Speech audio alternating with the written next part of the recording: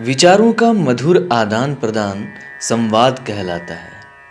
जीवन यात्रा को जीवंत बनाए रखने के लिए संवाद आवश्यक है, क्योंकि रिश्तों की आयु और जीवन शक्ति संवाद में ही निहित होती है। अतः सामाजिक संचेतना के लिए उचित जन संवाद जरूरी है, किंतु इससे भी जरूरी है जीवन से संवाद, जो स्वयं से होता है।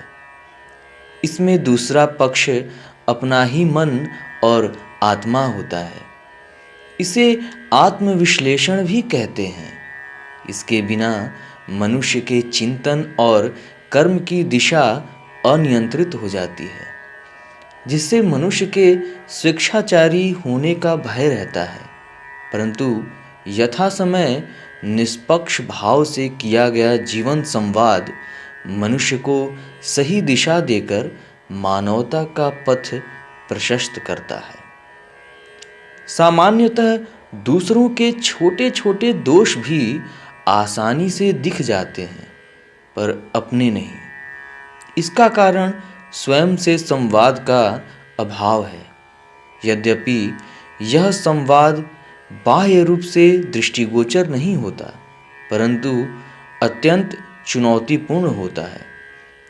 किंतु जब निष्पक्ष रूप से जीवन से संवाद होता है, तब अपने दोष दिखाई पड़ते हैं और दूर भी होते हैं। मनुष्य अवगुणों से मुक्त हो जाता है। फिर अंतस में सभी के प्रति संवेदनशीलता का भाव जागृत होता है और हृदय दया, करुणा आदि मानवीय भावनाओं से पूरित हो जाता है।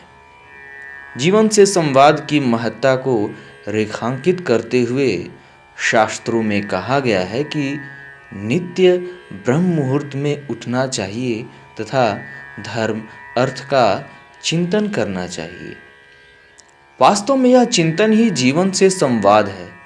कहा गया है कि मनुष्य को दिन भर किए गए कार्यों की समीक्षा रात्रि में अवश्य करनी चाहिए और प्रातःकाल उठते ही प्रतिज्ञा करनी चाहिए कि आज मुझसे कोई ऐसा कार्य न हो जिससे किसी के हृदय को ठेस पहुँचे अथवा किसी का अमंगल हो। वस्तुतः यही आत्मिक और सामाजिक कल्याण का मार्ग है। इसे आत्मसात करके ही महापुरुषों ने अपना और जगत का कल्याण किया है।